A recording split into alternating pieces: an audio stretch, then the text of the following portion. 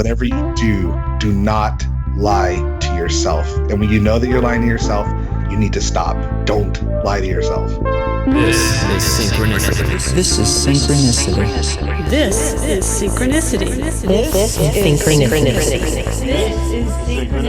This is Synchronicity. This is Synchronicity.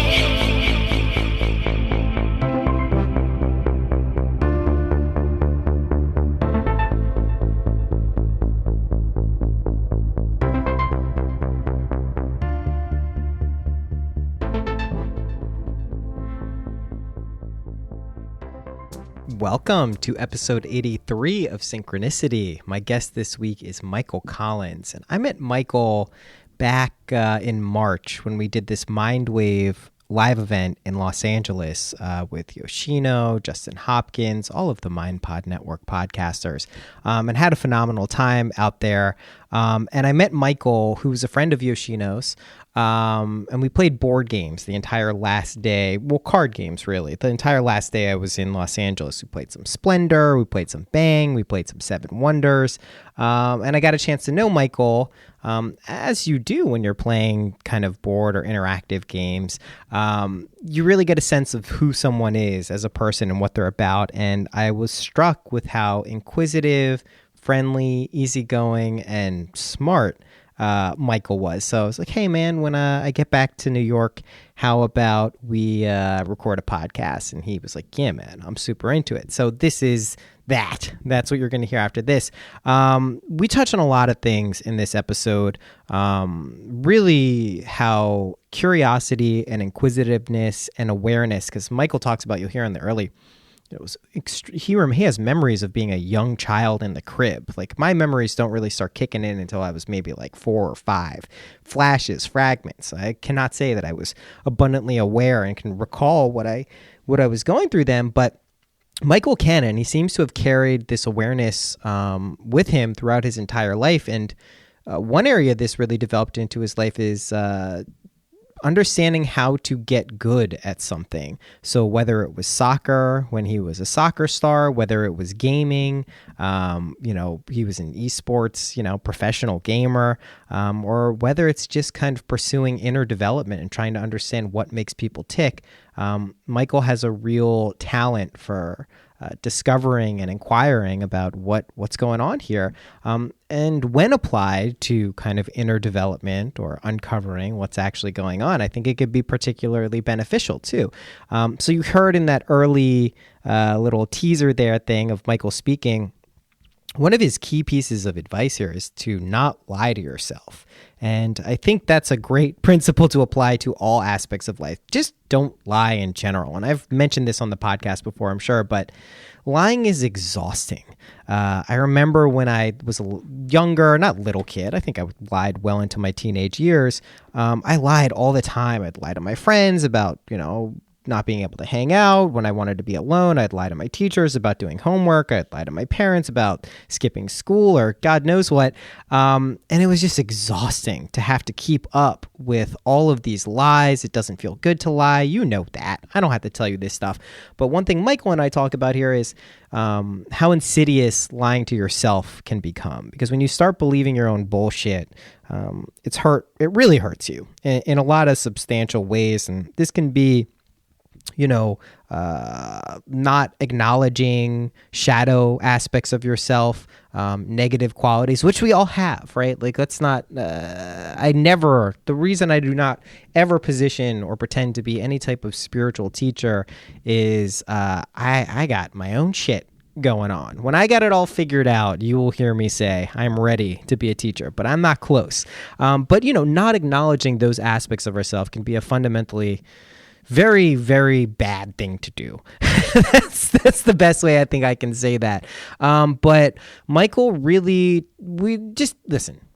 I'm gonna cut it off here. I always go on too long at the beginnings. I know there's a lot of episode here. I just want to get to a few quick things before I do get to the episode. One is I'm now on Patreon. If you want to become a patron of this show, you can contribute as little as $3 a month and help me get some more episodes out. Speaking of which, because I got some very generous contributors on Patreon, which you can find the show, patreon.com/synchronicity, because I got some various generous sponsors, including Patrick Nemchik, who continues to get his name shouted out because he contributed $100. Amazing you are, Patrick. Basically, I'm going to turn this show into 5 or 6 episodes a month. So we were doing a weekly, which was 4 a month. Now you can expect at least 5, probably 6. So I'm ramping up the production here. I'm having a ton of conversations.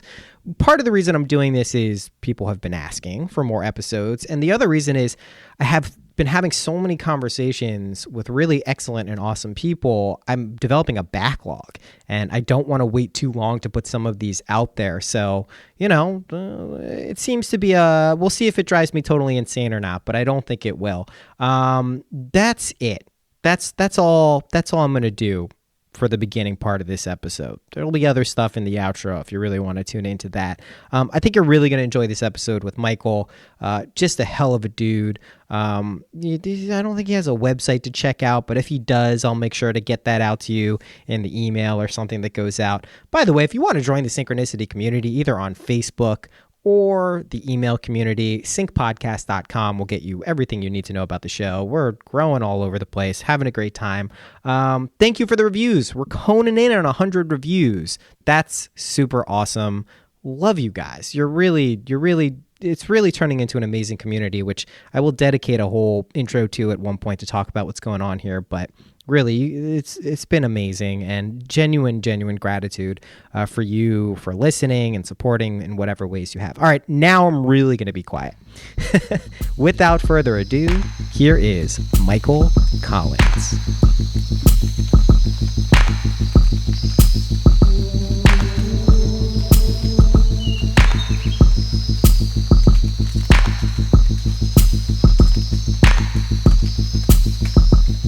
It's interesting because you have clearly a competitive, or not even competitive, but ability to do really well in competition. I mean, I noticed that just from the board games we were playing, and then you mentioned you've been a star soccer player. It's interesting. I'm sure you've reflected on it somewhat, kind of the ties. We've started, by the way. This is it. Thank you for coming on. Oh, okay. But there is an interesting thread, that kind of runs through that. Have you examined what that is, or how you kind of arrive at that mind state, or what allows you to slip into it? Yeah. Growing up, I was very aware since so my earliest memories were around 3 or 4 years old.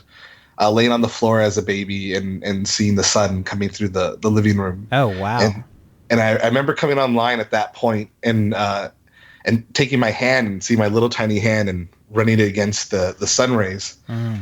And then the next memories were running around at 4 and 5. And I was just a very aware kid from early. Yeah. Early on. And because of that, I was just a real watcher.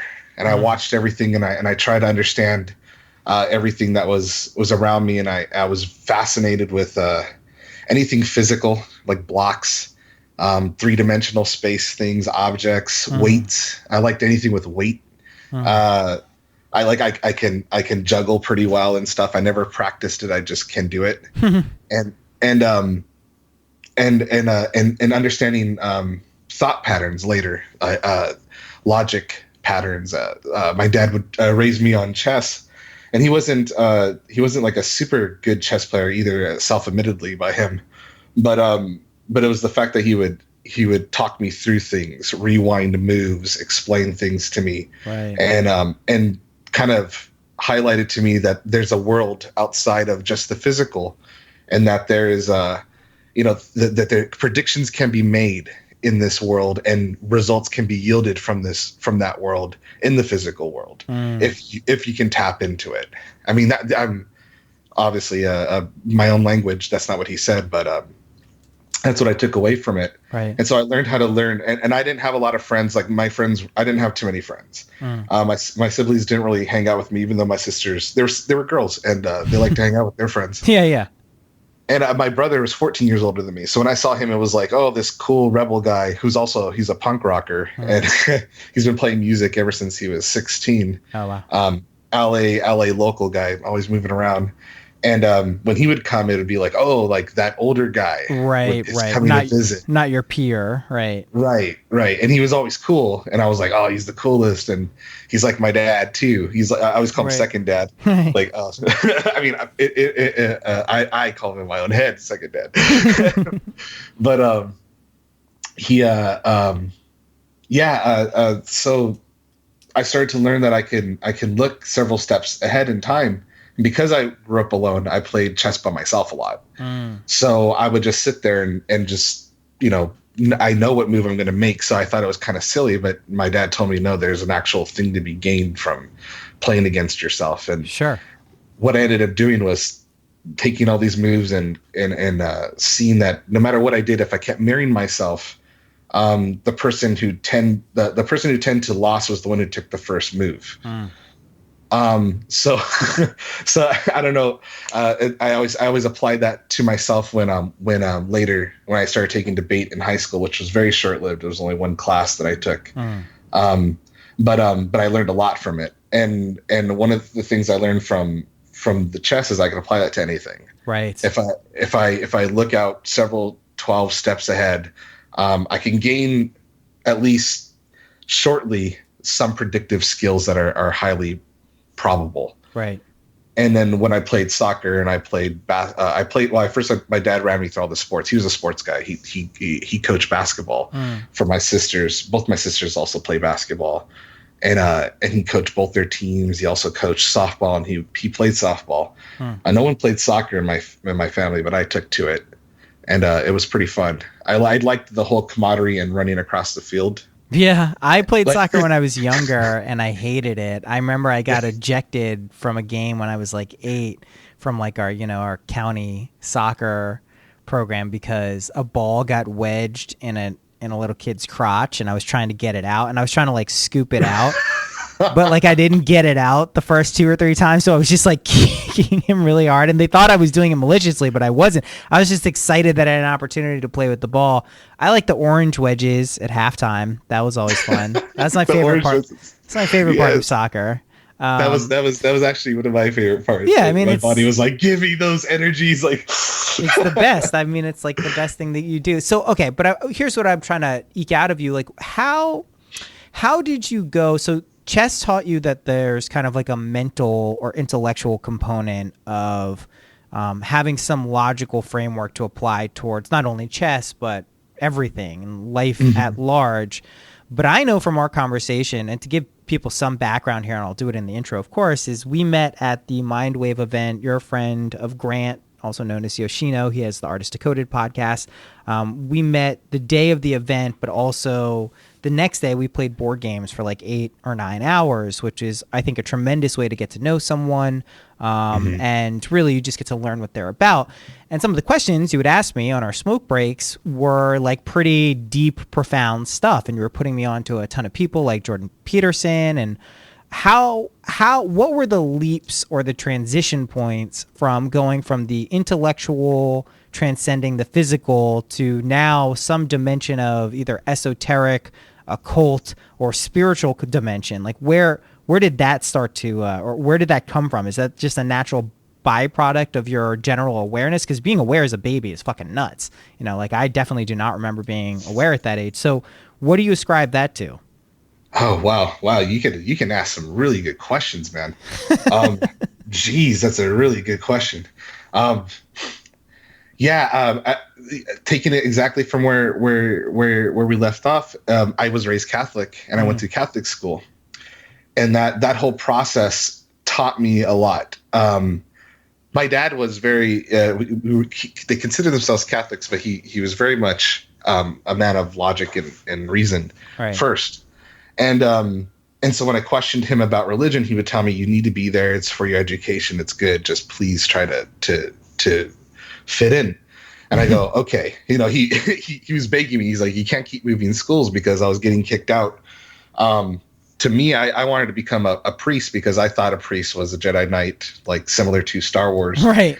And because they said that, I mean, they literally said they're about truth and justice. I'm like, okay, well, what is truth and justice? The closest image that my brain could get was a Jedi, so superimposed it, and I was like, oh, well, duh.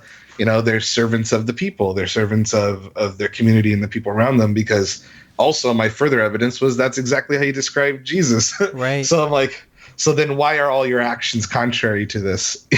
Why are they about money? Why are they about career status? And I didn't necessarily blame them. It was just I had questions. Right, questions. So I would ask those questions without any intention of any ideology or personal gain of my own. Right. And it seemed to just really piss them off. And every single time, and I didn't know what it was. I was genuinely a naive child growing up. I thought, the best in people, and I thought the best in everything.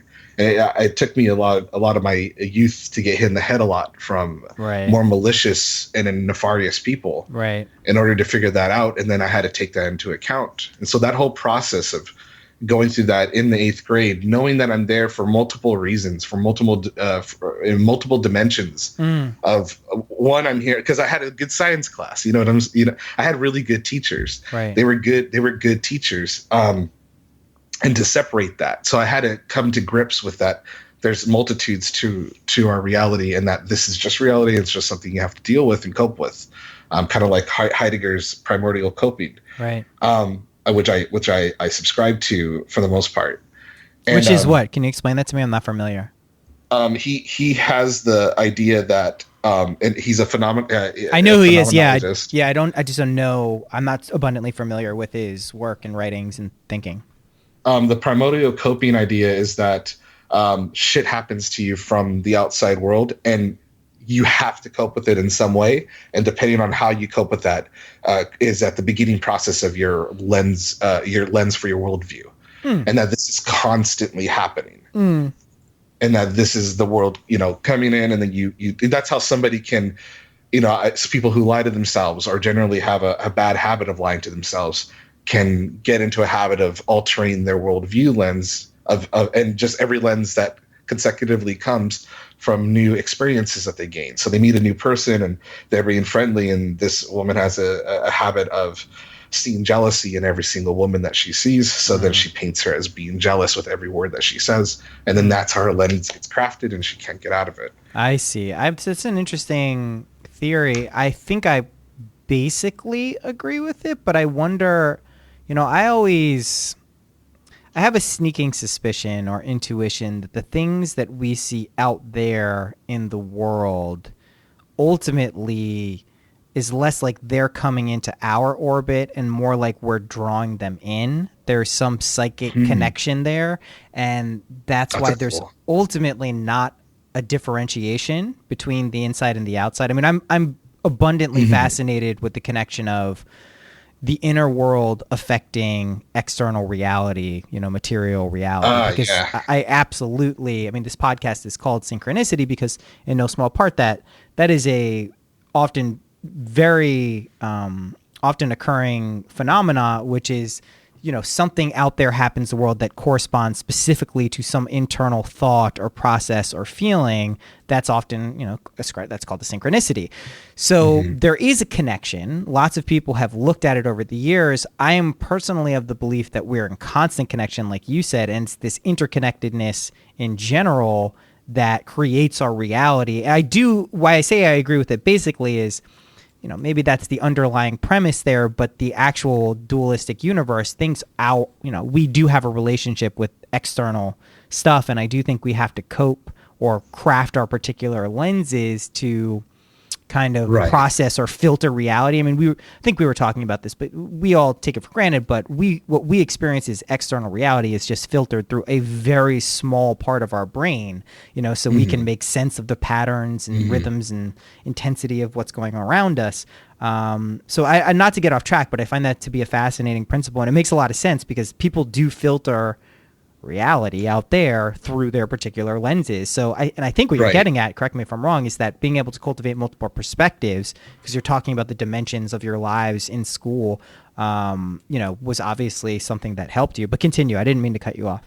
Oh no, and that perfectly fits in because I often think about that too. I'm very much into different horror writing and like Lovecraftian things, and not even just in the horror aspect, but life coming. Everyone's so obsessed about life coming from far, but I think it's more likely that you have competing life coming from within. Right. That seems to be the pattern for DNA. It seems to low to high. That's right. So yeah, and I often think about consciousness communicating with us would most likely occur in our dreams before it would ever occur in physical contact. Well, the lighter the body, right? And the Right. dream body has less density than the physical body. And I don't even mean to get too woo-woo or esoteric here. We're just saying when you're dreaming and you're dreaming, sometimes you can go through walls or you can float a little bit or you can do crazy shit. That's what I mean by it's lighter. You can take that as an actual dimension of reality, which many people do, including myself, and pick or choose any wisdom tradition from South America to India to Tibet to wherever you want to go, North America. Dream bodies are viewed as absolutely real states of consciousness and also with their own functionality too. Right. And I think the less gross material, the grosser the reality, the more material it is, the more solid it is, the harder it is to do things, right? If we want to go, quench our thirst, we have to go find physical water or something with water in it and ingest it into our body. In a dream, it can be as simple as I'm thirsty. You manifest something in front of your face. You even drink it, or you just think that you're not thirsty and you're not. So, the dimensions of reality are more flexible as we kind of start going into less physical things. And I absolutely believe that dreams, this is a whole big thing. I'm helping my friend Stephen Campman put together a course on dreams. I find them, have always been fascinated with them, and think they're functional in so many different ways. But again, sorry to cut you off. No. It's good. I agree with you because I think I actually refer to because I read like Life and Its Origins and Sure. the serpent. I forgot what the full name of the book, but and a couple other things. And I've come to this conclusion that the classification of life on this planet should, if you really wanted to classify it correctly, it would have to begin at the DNA level. Right. And because that's what everything that has life on this planet has. If you removed everything that had DNA from it, you would be left with primarily rock, water, the major chemicals. Elements. Elements, correct. And so you see that like, you drop DNA into this, it has, you would have to first, categorize it. What are the characteristics of DNA? Well, it has the ability to replicate itself into different forms to the point that it can do it to the point that it can become its own food source to itself. And then you think about the snake eating its own tail, and you're like, the rainbow serpent, it literally is DNA. Like that was the literal translation physically or in an image of what DNA is. Okay, it eats itself, its own tail. It can travel through space. It's rainbow in color. Kind of makes sense. But I call ourselves. I try to think in terms of DNA aliens first, before humans, because that's how if I was a sentient species and I came over here, I'd be like, oh, this planet has one species on it called DNA. And these are we are characteristics of it, So it created an environment to create life, stepping up to the point that it created our brains to this way. So there's some sort of predetermined path there, which we know the way that DNA is structured, and it's a blueprint like nature. Just the technology in DNA itself is enough of a mystery. Like if we really want to understand the universe, let's start with DNA first and then work our way out, because that's going to tell us this thing can travel through space. What's his face? The guy, Francis Crick, who wrote he's the one who coined the theory on panspermia. And he's also the guy who co-discovered DNA with the help of LSD. What's panspermia?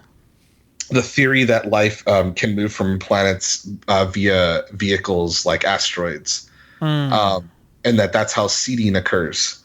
Well, what do you think then of this idea that mushrooms are actually the intelligent consciousness that originally populated this world, and that the spores would theoretically be able to stay alive and permeate an atmosphere and get into planets from space. And then if you combine that with, the stoned ape theory from McKenna, and where our consciousness as Homo sapiens really seemed to evolve specifically was when we started domesticating animals, and that's where an area where psilocybin and other mushroom species can thrive. And then that's when we linguistically took these huge quantum leaps from basically, communicating very sparsely to developing languages and symbols and all of these things, which anyone who's done any amount of psychedelics, whether it's mushrooms, LSD, I'm sure DMT, you notice that your linguistic centers are just totally ramped up. And, at a certain point, if you do them to a certain point, like it just sticks. Like I'm sure, I don't know, I can't pinpoint it to the exact one, but there was a mushroom trip I took in college, or I had in college, where I came out being able to speak a lot better. Like I was just like able to communicate my thoughts like a hell of a lot better, free flow. Whereas before it wasn't that easy. It wasn't that lucid. So, that's an interesting theory that these things could potentially travel. So what's the conception? Is it like something like DNA or some organism would have traveled potentially on an asteroid from somewhere? What's the theory there?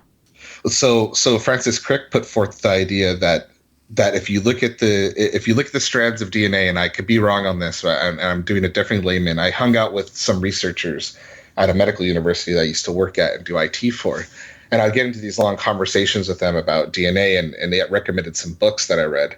And for what I can understand, there's two parts of code. Like the Gattaca code is the part that we derive the blueprint model, which is the part that says like you have blue eyes, you have this, and they understood that because the code looked the same across multiple people, and they could tell, oh, this must be the thing for this. They could map. But then there's this, yes, but that only makes up a really small, I think like 1%, if that much, of DNA.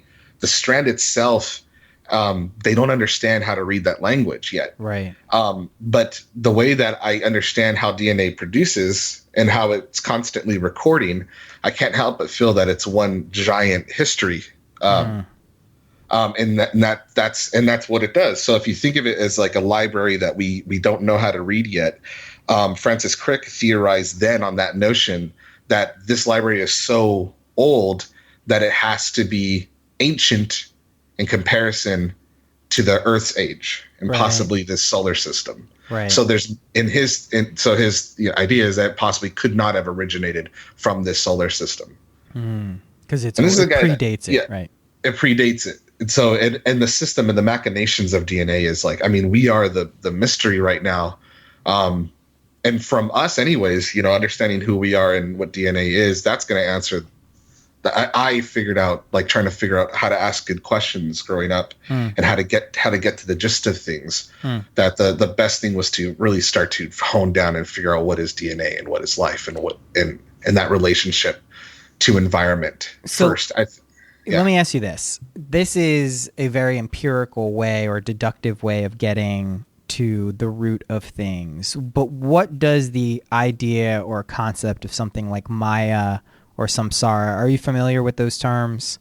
I've heard them, but I don't quite know the entire histories So the idea of Maya is a Vedic concept, which is that the world as we experience it is essentially illusory, that it is much more akin to a dream, like we would lay down a dream, than it is actually how we like to think of the substantial real place. This potentially is only, this reality, this three-dimensional world we live in, the earth and everything else is really all there is. Maya basically says, it's a complex cosmology, but essentially that it's created by this feminine energy that kind of is the veil that is over all of our eyes, so we can't actually see what's going on. And then it also has a function. It's not just like, well, this is some illusory thing, good luck. In Buddhism, the same idea or similar idea is expressed through the idea of samsara, which is there's 6 realms of cyclical existence. And the idea is eventually, or the aspiration or intention is to get off the wheel, so to speak, this cyclical 6-realm existence, because it's perpetuated by basically not having a correct view of how things work, and you're caught in suffering. And so the 6 realms, starting at the lowest, are the hell realm, the realm of the hungry ghosts, the animal realm, the human realm, the demigod realm, and then the god realm. And each one corresponds to a particular type of mental affliction, each type of kind of like a negative thing that you would be concerned with, and something that dictates kind of the reality around you. So in addition is potentially being thought of as actual places, the human, and you can also see that they overlap, like the human world overlaps with the animal world. Like we know that happens. So each realm, at least in Buddhism, can be thought of as an emotional or psychological state as well. So we can live in each realm being humans. We have the ability to basically mentally travel through any realm. Like if things are really shitty around you and everything is seeming like, let's say you're in jail and you're getting raped every day, you're in hell. You know what I mean? Your reality is different than my reality right now. So you can actually travel through these things not only physically, but in your own mind. So if, let's say everything is around you is amazing, but you're super depressed, you're still in a hell realm. You could be in the realm of a hungry ghost where you just can't get enough of whatever you need, which is the hungry ghost realm is typically described as beings with really, really tiny mouths and huge necks and stomachs. So they can just never be satisfied because to put something in their mouth, it takes them forever. And to actually be full is just impossible. So my point is that these are ideas. And then again, the ultimate idea is to transcend these realms of inherent suffering. And karma is something that perpetuates this. And to be aware of the root causes of what's creating suffering, and then potentially to either get out of these realms. And there's purer lands, these Buddha realms, there's merging with, the essence of everything. And there's also the idea that you know that there's something else. There's a way off the wheel, there's a way out of cyclic existence that is perpetuated by ignorance. But yet you make the idea or the vow to keep returning to this world or any cyclical world to bring basically ferry people across the Siddhartha thing from this world to a world of not suffering. And until that's done, you vow to stay there. So the reason I ask this and bring this up is such a beautiful idea. It is a beautiful idea, right? And it's one I think that resonates with quite a few people. So the other thing is why I bring this up is, if we're looking at DNA or physical structures, I wonder how to fit that into the cosmology. Is I do tend to believe, and I don't mean in the sense that I don't operate like this world isn't real and I don't have responsibilities and obligations, but I do tend to operate that this world is far more like a dream. Not that we shouldn't take it seriously, but not as substantial as we like to think. And I think there's mounting evidence, whether people want to say we're living in a simulation or a computer or whatever it is, that things don't really work exactly like how we thought they worked. Even when we're looking at the strict sciences, when you start moving into physics and quantum physics, that shit is just tripping everyone up. Like people are getting legitimate, the smartest people in the world are getting freaked out because things make less and less sense as you drill down to smaller and smaller sizes. They just do not act how they work on a Newtonian level. And that tends to play tricks. And this is something that we can't really consciously think about every single day. You know what I mean? We can't worry that, things in quantum reality don't work the way we think. So things can be at two places at once, and things on, thousands of, very far distances away can have an influence. We can't hold that in our mind and drive to work. Hello, listener of Synchronicity. You may have heard me mention it in the beginning of this episode, but I am now on Patreon. Become a patron of this show and get a knowing satisfaction that you are helping get a free show out every single week and more. Now, you can also get access to all the music in this song. That makes no sense. You can get all the access to the music that you hear in this podcast because it is all mine. There's some other cool things like getting your name mentioned in the credits. You can even become a guest. I'm whoring the show out. If you want to throw serious dinero, you can become a guest on the show. Just make sure you got something interesting to talk about.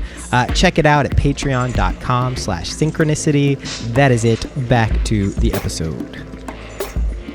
I think that like the distance between those thoughts are even closer though. I mean, because we can even even conceptualize the possibility of those realms, tells us that there is that's undiscovered country for something.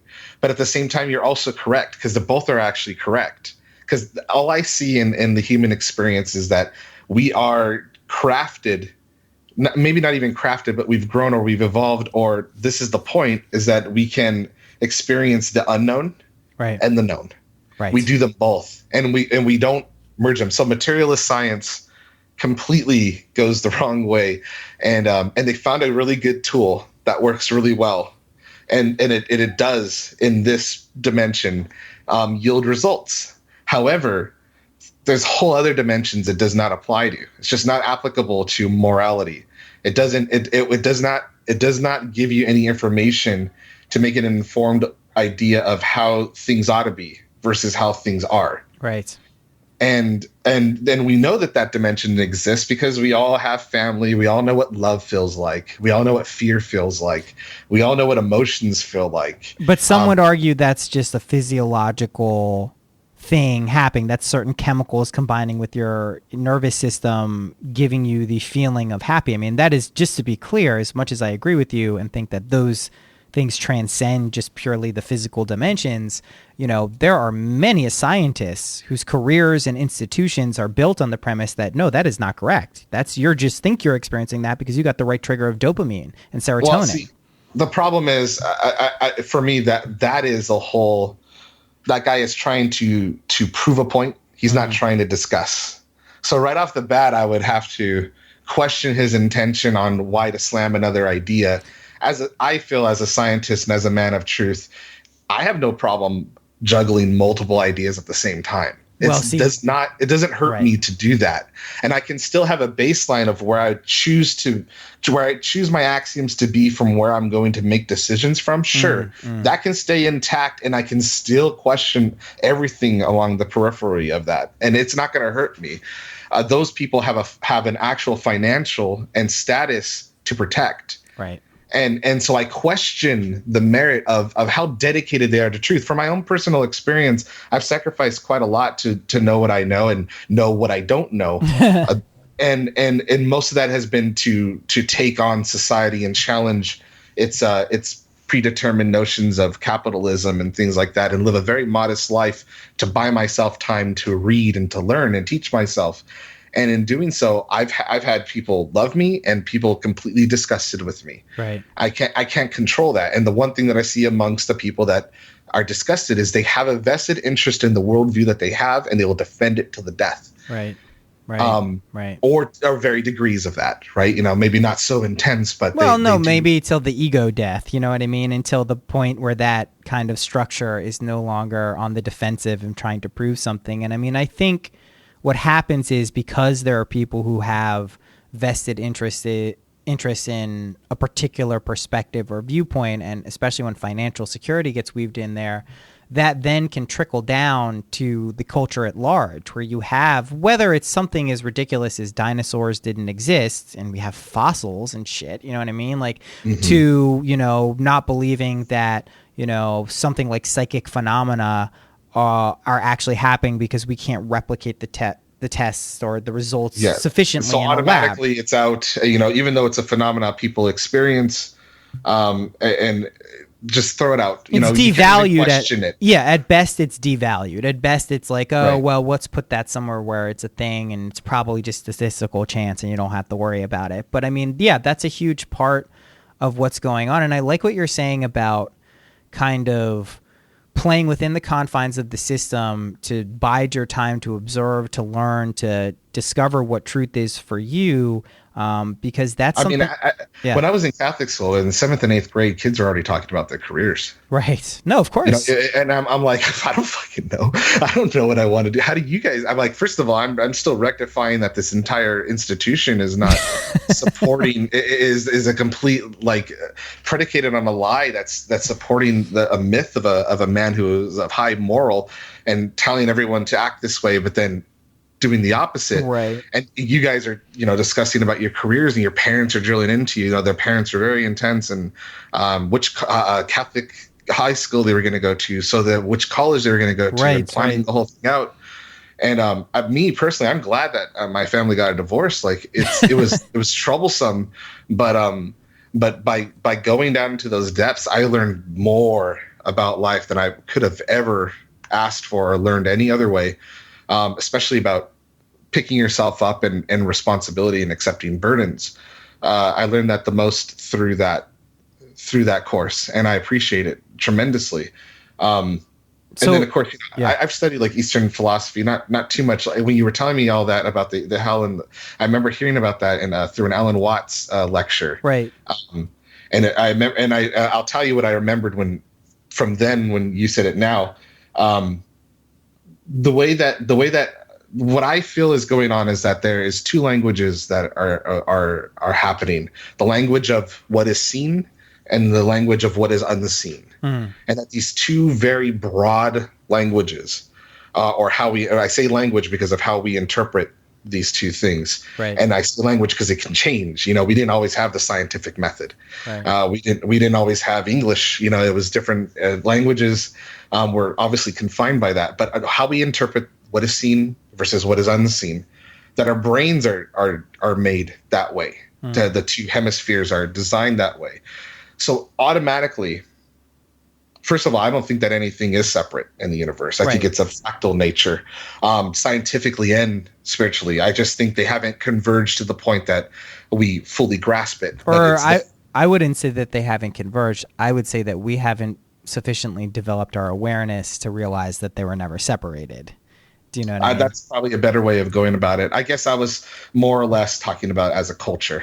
Oh yeah, I mean yeah, I mean, and what do you? We have this huge divide in atheism and religion, and they all leave out that there's people with nefarious intents outside of ideologies like that vie for power, vie for influence, and that those actions can reverberate through the lenses of those others, where it seems like it's a religious issue. It seems like it's a scientific issue. I was just talking about this. I did someone else. Yeah, I did something. I did a podcast this morning with the guy who came to the Mindwave event out in LA, and his podcast is called Choose Your Religion. And we were talking specifically, I was making sure to say that I don't think religion is a bad thing. I think the institutions that have surrounded religion and the people and individuals and collectives that have tried to co-opt them and use them as they realize they're a potential source of gaining power are certainly to blame. And especially when we're talking about the Abrahamic religions, if you're not paying attention to the mystical side of those, which even though they've been suppressed through all of them, Sufism, Christian mysticism, Kabbalah, they don't get the same place. The major traditional parts of the religion, but there absolutely are beneficial aspects to everything in your life. And this is another thing you were talking about, about the divorce. Relationships ending, careers ending, transitions, sicknesses, health issues, all are opportunities, if we allow them to be, to learn more about ourselves and by proxy, the world at large. The problem is when we rail against it, or blame someone else or blame external circumstances, we miss that opportunity. Oftentimes, that's still our natural habit. Like, no one likes going through a shitty experience and is like, this is great, I'm going to learn so much. But, as linear time moves on and we get a little more distance in that regard, typically it's relatively easy to find the transformational aspects and the importance of what was going on. I'm specifically trying to learn how to remember that when shitty things are going on, because shitty things going on won't stop. That was essentially one of the noble truths, right? I mean, it's like people are going to get old. People are going to get sick. People are going to die. That shit is going to happen no matter what. Like, there's no escaping that in cyclical existence. So railing against it is not the right approach. Trying to figure out a way to be with it and understand what's being communicated by those things, I think ultimately is what we're trying to do here. So I want to shift gears just a little bit and connect to two realms that I think are connected.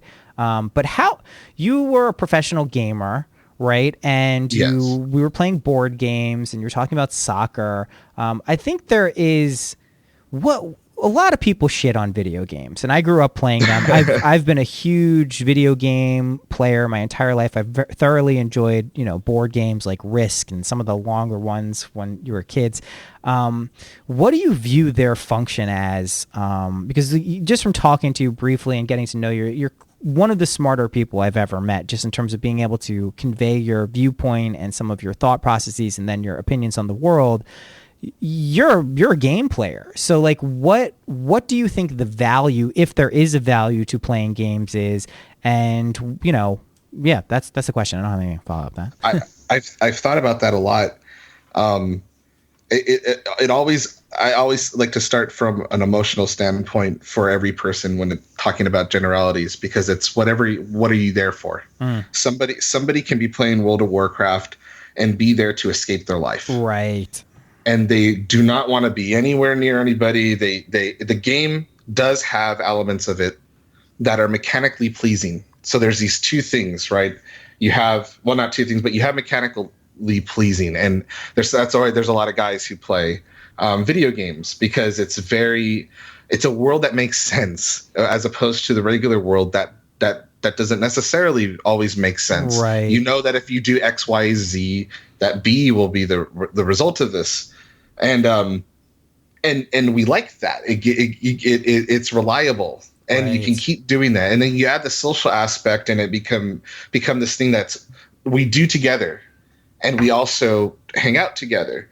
It very much becomes communal. Right. And for me, video games started with just the internet and getting on ICQ for the first time. I remember having a pen pal when I was 11 and talking to this girl who was 13 from Canada. And we would go back and forth, and I would learn that there was a place called Canada and that's really far, and that this girl is from there and she's cool and she's smart as a trampoline that she told me about, and that the world was so much bigger than this. And then you throw the video game element into it, it becomes like that. But to get away from that, I don't game to get away from life. Right. I love life. Right. I really like it. So when I play games, I only play for the mechanical aspect as well as the camaraderie aspect. Right. I'm very much of the idea of competition meaning to run together. Right. And that there's a certain thing, especially amongst males, obviously, of running through it with a herd, with each other, hunting together, doing physical things and very things that require precision, that if we make one mistake, it could be fatal. Right. I mean, you're not doing just imagine running through a forest at full kilt. Just doing that is a dangerous endeavor. Right. You run into a tree or something. Trip, yeah. Break your ankle. I mean, if you're by yourself, you got to get back to civilization. And so precision and accuracy are very hardwired in us. And by doing those things, I think there's a place in nirvana that could be reached where me, and I've had this experience. I'll tell you one story specifically that could capture this. I was very, very high. I was doing dabs, and I'd woken up. I did some dabs, and I was playing this game called Heroes of the Storm. My buddy was on there, and he was visiting up north, and he was just down the street at somebody else's house. So we were fairly a couple blocks away, and we both woke up and everyone was still asleep, and we were gonna go float down the river that day. And he's a really good HOTS player, never played professionally though, and he's a nurse actually. Extremely precision. He's anything he does he's good at. Right. And so we're playing HOTS, and we have this thing called Mumble where we could talk like voiceover, and I'm sitting there talking to him the whole time and calling out commands. I'm healing. He's the assassin. We went 4 versus 2, and we killed them all. The whole game, talking to him, giving him communication, and he's not talking to me at all. Right. And he's playing perfectly in sync with me. And I just thought, oh, he's in the zone. He's not talking. Sometimes that happens. Right. We destroy the guys. We win in under 10 minutes. And then I'm sitting there going, man, that was so awesome, Jeff. That was so awesome. Jeff. Doesn't say anything. Finally, he goes, can you hear me now? And I go, yeah. He's like, oh my God, my whole thing was muted the whole time. I didn't hear one word you said. And I was like, dude, you were 100% on every single call I was making, as if you could hear me. He's like, yeah, I was just in the zone. I felt everything.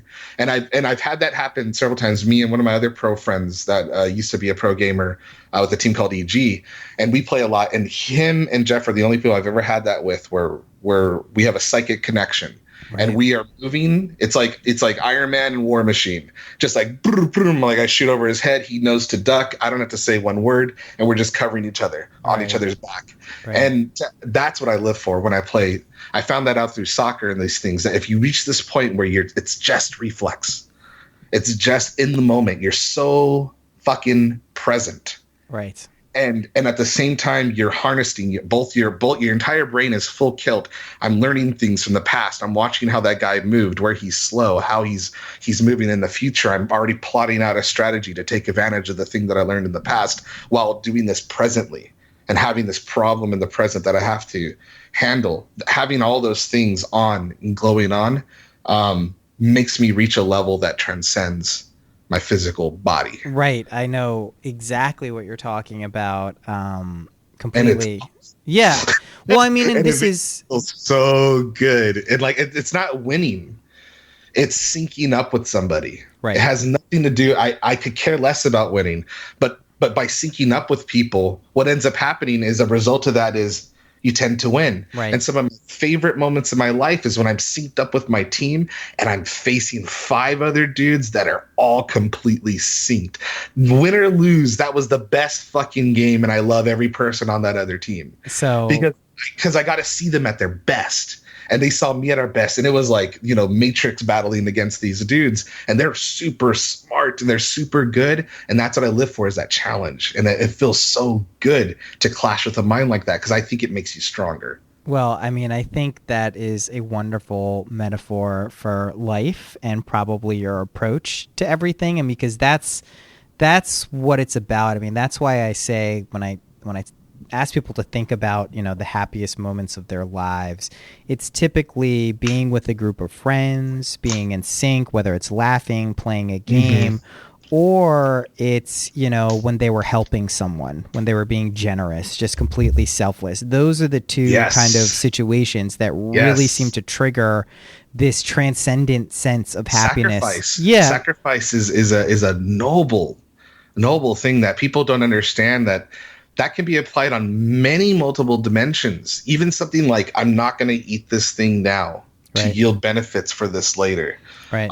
That's a sacrifice. And that's, to me, like, sacrifice and love go hand in hand. Right. You can't have, I don't think that somebody in a relationship that does not know how to sacrifice can properly love, because they can't even tell themselves no.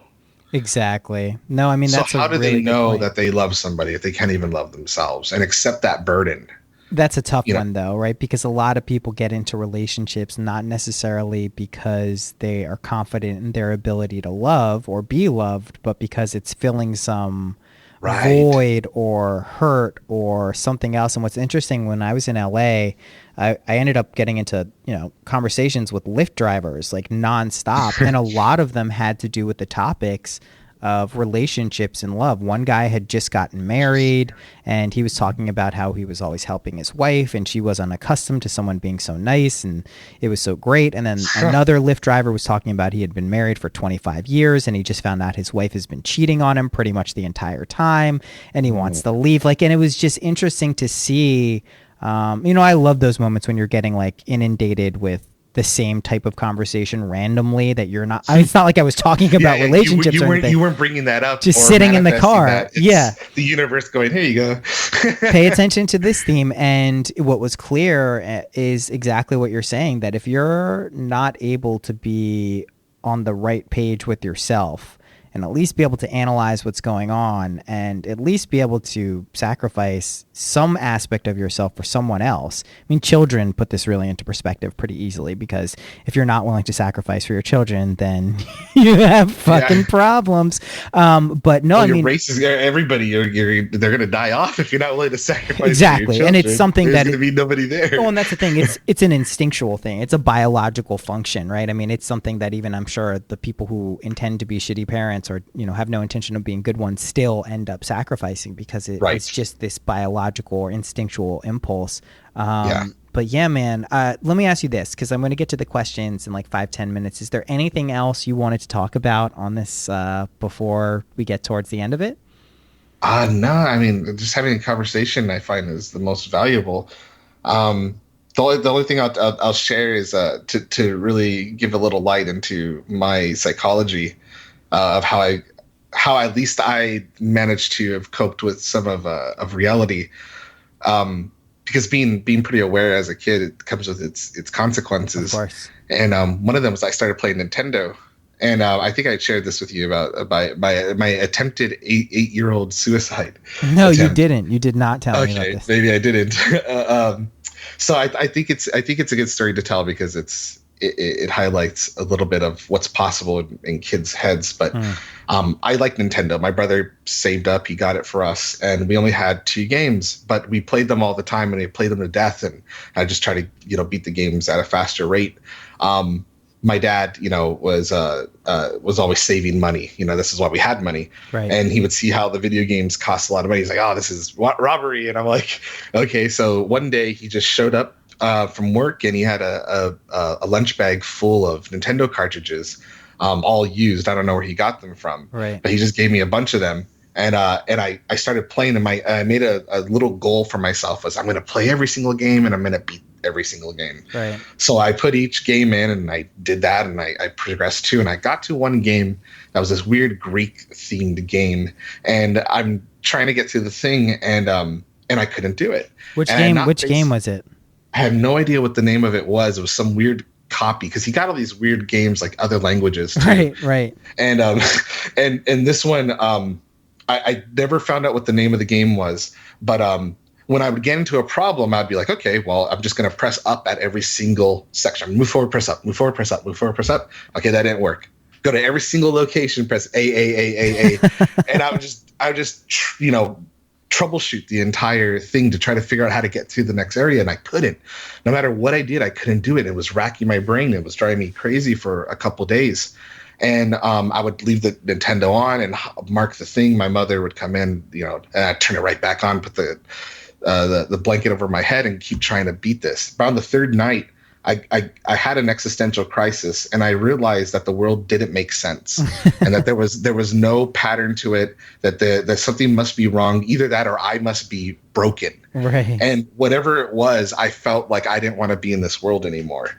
So I genuinely went to the bathroom, and my family doesn't know any of this. I've never had the heart to tell them because I felt tremendously guilty and sad. But I went in there and I all I knew about the toothpaste was it says don't eat because it's harmful. So I just ate the entire tube of toothpaste, and I sat on the bathroom floor expecting myself to die. And of course I didn't. My stomach churned and I vomited it all up. And after I did that, I felt so ashamed, Catholic shame, and I put the thing away and I threw the toothpaste in the trash, and I just quietly went to bed and never spoke about it.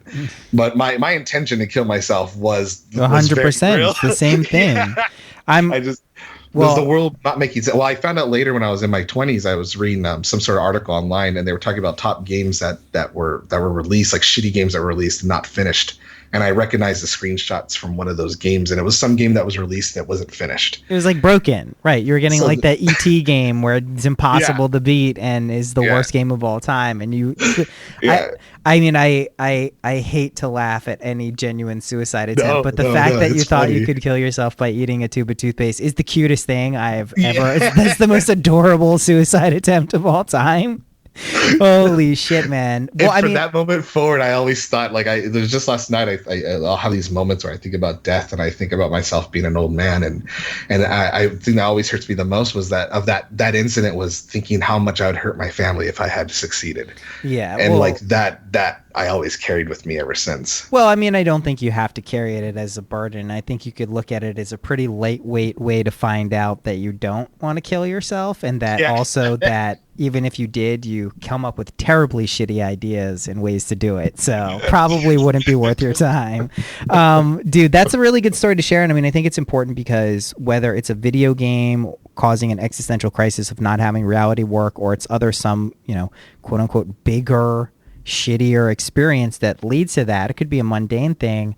You figured it out, right? I mean, from that point on, you kind of put into perspective, A, the consequences of doing something like that, and B, right now, it seems like you have a pretty good idea of the cosmology of the universe. I mean, you're able to talk about things succinctly, and this isn't to say that you or I or anyone else has this shit figured out, right? What you are talking about is guiding principles and strategies and concepts on how to engage with the world and yourself. And I think as long as those are in the general ballpark of clear seeing, if you want to call it wisdom, compassion, generosity, patience, these types of things, diligence, focus, these are all good things. Nothing bad is going to come from that. You're going to get to the point. Right now, I think we're at a point in where we have like Jordan Peterson and Western culture, and he identifies himself as being Christian, with like Jung and Heidegger from Germany during a time of great peril, and Eastern philosophies have ideas that all merge down to Aboriginal cultures. They all there's a truth there that needs to be harnessed. That's why I've had my diligent looking through the past to try to figure that out with with encompassing the values of science, because I think truth is truth. Anything to help to figure out truth is a tool worth using. Whether it's that's why I always felt it crazy to consider myself an atheist, an anti-theist. Like if someone said, "Hey, Michael, what are you all about?" I'm like, "Well, I don't believe that God was a deity." Right. And I'm like, that's the first. I mean, that's the first thing you want to label yourself with. Well, you and I know, and a lot of people. It's a strange thing. Yeah. I mean, people like Bill Maher and other people who have attached themselves to the atheist label. I mean, to me, it's just the ultimate hubris to be like, I know for sure there ain't no God. It's like, damn, you're a motherfucking genius who understands the keys to everything. Like, I'm not saying I know for a fact that there is some energy or God that permeates everything, but I've experienced things that lead me to that conclusion. But if someone, it's got a built-in audience, though. There's lots of bugo dollars to be made to have that kind of perspective. And I mean, the whole thing is just like you can slice and dice everything, which is why I always kind of subscribed. And the reason I use Buddhism as a template so much is anyone who says, "Listen, don't take my word for it. Go see if what I'm saying is true."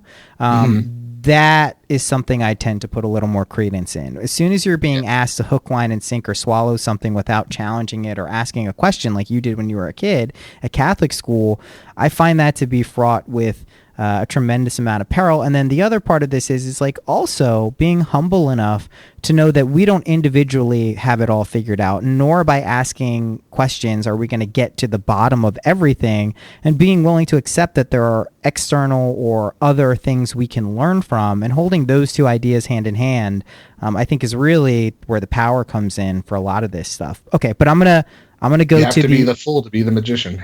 Yeah, I mean, and these are all, these are cards and tarot, there's a whole lot, there's a lot of angles on this, dude. We're going to do this again, but let me get to the last few questions and then, all right. So what is your favorite color? I don't have one. I like all colors. That's fine. That's a favorite colors. That's okay. What's your favorite? They all have a time and place. I totally understand that. What's your favorite number? Ooh, I kind of like all numbers, but I'm a bit partial to 3. There you go. I had a feeling you were going to say 3. I don't know why. What's your favorite animal? Oh man, I'm obviously biased towards mammals, but I like all animals. I could find a spider cute. Spider? You're going with you the first person. No, I like all animals, but I like insect. I like all life because they. Once you we're going with spider. Your favorite animal is spider. Spider then. That's a really awesome, really awesome animal, by the way. Okay, and last question. What's a practical tip that has helped you in your life that you could share with people listening that could potentially help them? Don't lie to yourself. It's pretty fucking simple. Whatever you do not lie to yourself. And when you know that you're lying to yourself, you need to stop. This is a dark fucking path. Don't lie to yourself. It's so true. And I mean, if you do catch yourself lying to yourself, which I think everyone does at some point, be honest and admit it. Accept it. I know when I'm fucking up and I tell myself I'm fucking up, but then don't make that good enough. Well, don't lie to yourself, Yeah, and don't, be aware that we all have shadow sides and things that we're not perfect. No one is insinuating that anyone has this all figured out and is a perfectly 100% moral and ethical person. But just be truthful about when that's not happening is a big part. Yeah, of it. and I think that shadow self gets neglected. It's Big like time. an abused child, and when you lie to yourself, you're lying to your shadow self. You're lying to the childlike self, the incorporation of your entire sum of experiences, and by doing that, you're cheating yourself out of what life is, and it's going to reflect that. And you're going to be walking around in your own hell. Yeah, and if you lie to your little child shadow self, when they find out, they're not going to be happy. And then they're going to do. They'll come out in other ways. Either a bottle of whiskey or a line of coke or something. It's coming out, and it's gonna want retribution. You're gonna hate yourself. That's why you don't lie to yourself, because you're gonna hate yourself. Dude, this has been awesome. I'm really glad we did this. Let's do it again in the not too distant future. Dude, really, really thank you. Thank you for coming on. Awesome. Thank you, Noah. All right, peace, man. See ya.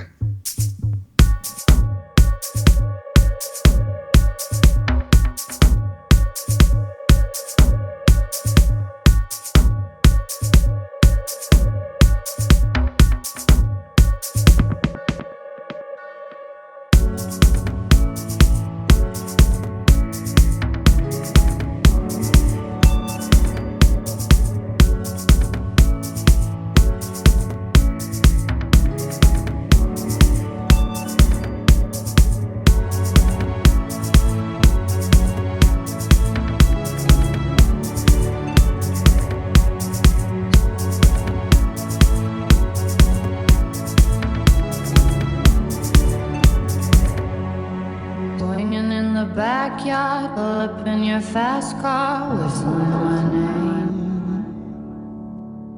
Open up a beer and you say get over here and play a video game.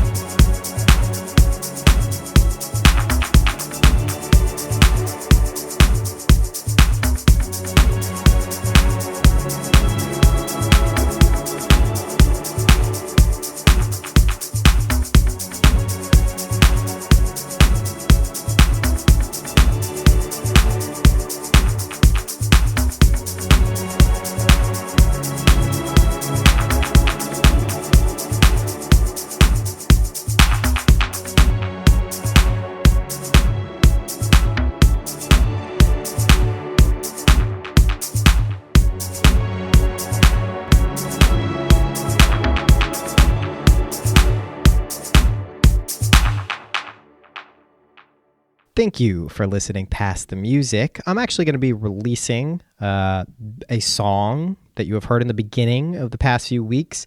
I'm wrapping that up this week. I'm going to release it. I don't know where yet, but there'll be details. So if you've been digging that and want to hear the full version, stay tuned for that. Thank you for being cool, just in general. Not even because you listen to the show. You're cool. You know what's up. I really appreciate it. We're going to get another episode out this week. Stay tuned for that. If you want to contribute on Patreon to become a patron of that show, this show, or that show, whatever show, that's greatly appreciated.